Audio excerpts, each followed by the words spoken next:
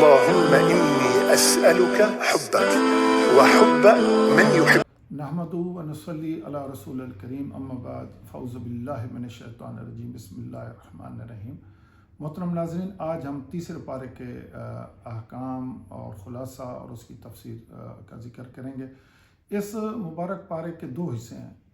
اس میں پہلا تو حصہ سورۃ بقرہ کا ہے اور آگے پھر ابتدا ہے سورۃ آل عمران کی۔ تو پہلے ہم بقیہ جو حصہ ہے سورۃ بقرہ کا اس کا ذکر کر لیتے ہیں۔ اس کے دو حصے ہیں۔ اس کا پہلا جو حصہ ہے، اس میں سورۃ بقرہ کے کچھ احکام ہیں جو بقیہ حصے میں 3 باتیں بیان کی گئی ہیں۔ ان میں 2 بڑی آیتیں ہیں، 2 نبیوں کا ذکر ہے اور صدقہ اور سود کا ذکر ہے۔ اچھا، اب ان کی ہم تفصیل میں آتے ہیں۔ 2 بڑی آیتیں کون سی ہیں؟ ایک تو آیت الکرسی ہے جو فضیلت میں سب سے بڑی اور افضل آیت مبارک ہے، اور اس میں اللہ رب العزت کا کوئی تقریباً 17 مرتبہ اللہ کا نام آیا ہے، اللہ کا ذکر آیا ہے اس آیت مبارکہ میں۔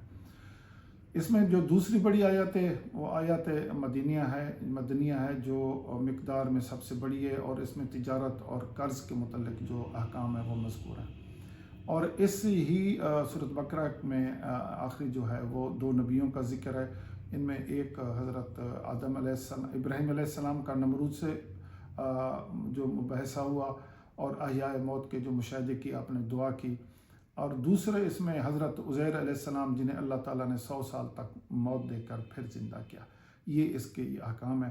اور اس میں جو تیسرا ہے وہ صدقہ اور سود کے متعلق ہے، یعنی اس سورۃ مبارک کا سورۃ بقرہ کا جو آخری حصہ ہے اس میں بتایا گیا کہ صدقے سے مال کم ہوتا ہے اور سود سے بڑھتا ہے۔ بظاہراً یہ لوگ یہ سمجھتے ہیں، حالانکہ یہ نہیں ہے۔ حقیقت یہ ہے کہ صدقے سے مال بڑھتا ہے اور سود سے کم ہوتا ہے۔ اب ہم آگے جو نئی صورت آ رہی ہے سورۃ بقرہ کے احکامات پڑھیں گے، ان کے متعلق آپ کو بتائیں گے کہ سورۃ آل عمران کا جو ابتدائی حصہ ہے اس پارے میں، اس میں اللہ رب العزت نے 4 باتیں بیان کی ہیں۔ نمبر 1، سورۃ بقرہ سے اس کی مناسبت کیا ہے، اللہ تعالیٰ کی قدرت کے 4 قصے اور اہل کتاب سے مناظرہ، اور پھر نمبر 4 پہ ہے انبیاء سابقین سے عہد۔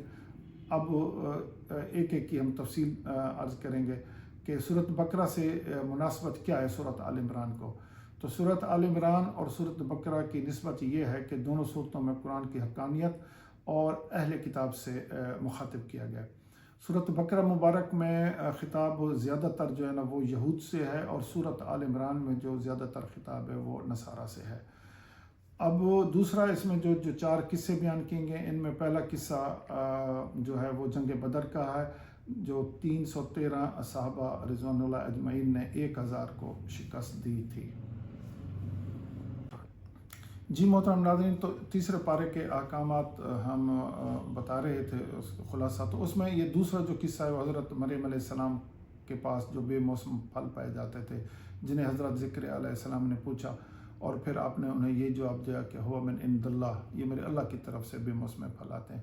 ناظرین، یہ پھل ایسے تھے کہ سردیوں کے دنوں میں ان کے پاس کھجور کے جو رطب ہے نا، جسے ہم ڈوکے کہتے ہیں، وہ پائے جاتے تھے۔ اس میں جو تیسرا قصہ، معروف قصہ، حضرت ذکر علیہ السلام کو بڑھاپے میں اولاد، حضرت ذکر علیہ السلام کو جو اللہ نے اولاد دی حضرت یحییٰ علیہ السلام کی صورت میں، اس کا ذکر ہے۔ چوتھا قصہ اس میں جو مشہور و معروف ہے وہ حضرت عیسیٰ علیہ السلام کا بغیر باپ کے پیدا ہونا اور بچپن میں بولنا اور زندہ آسمانوں پر اٹھائے جانے کا ہے۔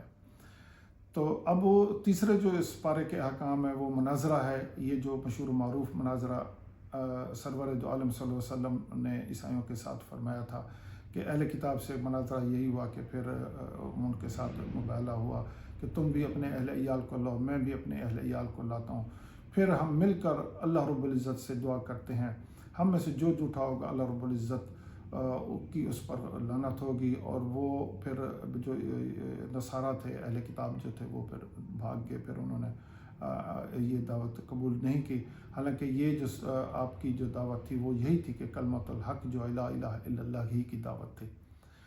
ناظرین، اس میں آخری جو بات ہے اس پارہ مبارک میں انبیاء سابقین سے جو اللہ رب العزت نے عہد لیا تھا وہ ہے، انبیاء سابقین سے یہ عہد لیا گیا تھا کہ جب آخری نبی حضرت محمد مصطفیٰ احمد مجتبیٰ صلی اللہ علیہ وسلم تشریف لائیں گے تو تم آپ کی بات کو مانو گے اور آپ پر ایمان بھی لے آؤ گے، اور اگر آپ کے بعد کی جتنی بھی امتیں ہیں گی وہ سارے آپ پر ایمان لائیں گے. وصلی اللہ تعالیٰ علی خیر خلقہ محمد و آلہ وصحبہ وسلم.